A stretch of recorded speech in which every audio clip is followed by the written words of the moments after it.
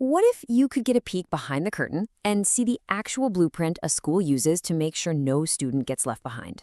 Well, today that's exactly what we're doing. We're going inside that system to see how it works step by step. I mean, it's the fundamental question in education, right? You've got dozens of students in a single class, all with their own unique needs and ways of learning. So how does a school possibly build a safety net that can actually catch everyone? That's the problem we're tackling today. We've actually gotten our hands on the real planning documents, the literal blueprint from a school that is meticulously building out this very system. This isn't just theory, we're getting a rare look at how it all works in practice. So here's how we're going to walk through this. First, we'll look at their core mission. Then we'll break down the three-tiered system they use, which is the heart of it all.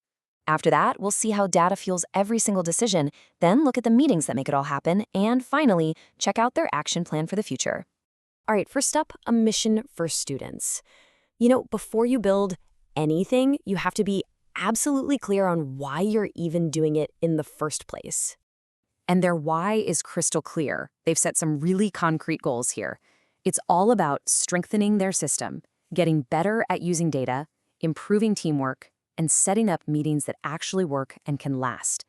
Basically, they're building the whole infrastructure needed to support every single kid. These are the pillars for their entire approach. Okay, on to section 2, the 3 tiers. This is really the engine of the whole support system. It's a framework known as MTSS, which stands for a multi-tiered system of support.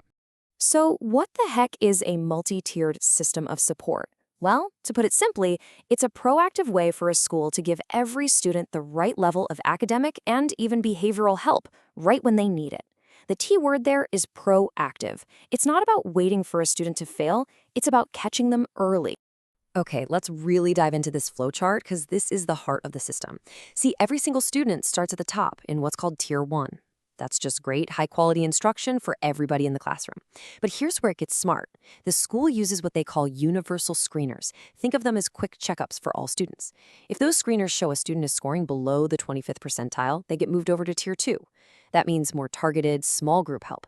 They track that progress for about 8 to 12 weeks. And if a student is still struggling, they can then be referred to Tier 3, which is the most intensive, individualized support they can offer. You can see how it's this really fluid system designed to meet students exactly where they are. And here it is, broken down even more simply. Tier 1 is for everybody. Tier 2 is for some students who just need a little extra boost. And Tier 3 is for the very few students who need really intensive, dedicated support. See how each tier builds on the last? It creates this complete net of support. Now for section 3, data drives the decisions. This is so important. A system like this isn't run on feelings or hunches. Every single choice, every decision about where a student needs to be is backed by cold, hard data. And here's a look at when all that data gets collected. This timeline shows there's this constant cycle of gathering information. You can see the big school-wide assessments, like map testing, happening 3 times a year. But look closer. In between those big tests, there's constant progress monitoring for the students in Tier 2. The data is always flowing, so it's always current. So what's the trigger? What's the number that says, hey, this student needs a closer look? It comes down to this. The documents are really clear. A student consistently scoring below the 25th percentile, so in the bottom quarter of their peers on those school-wide tests, that's the trigger. That's what flags them for Tier 2 support. It's a clear, objective starting point. And moving between the tiers is just as structured. It's not a random choice. It's a formal checklist. First, you collect the data. Then you review it against the criteria, like that 25th percentile mark. After a set period of intervention, you assess their progress. And only then do you make a decision. Move them up, move them down, or keep the support going. It's all very intentional. So you have the structure and you have the data. But honestly, that information is pretty useless unless people actually sit down and talk about it. And that brings us to section 4, meetings that matter. This is where the human element really comes into play. Look at this. The school has built collaboration right into its calendar. 3 times a year, teams get together for a data review to look at the big picture for all students. Then, every single month, they have student-to-focus meetings to check in on the kids getting that Tier 2 help. And, as needed, the child study team meets to handle the most intensive Tier 3 cases. Every meeting has a very specific purpose. Now this is fascinating. This is an actual quote from one of their meeting templates.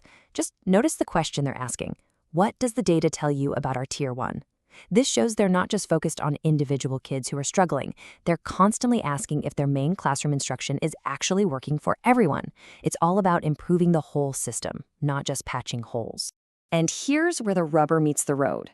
This quote brilliantly shows how that data gets used in those monthly meetings. It boils down to a simple, direct question based on evidence. Has the student met the criteria? Are they making growth? Are they still below that 25th percentile?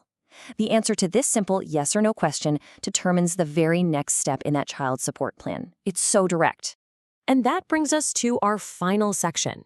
Because a blueprint like this is never really finished, it has to be a living document that can evolve. And that's where the action plan comes in.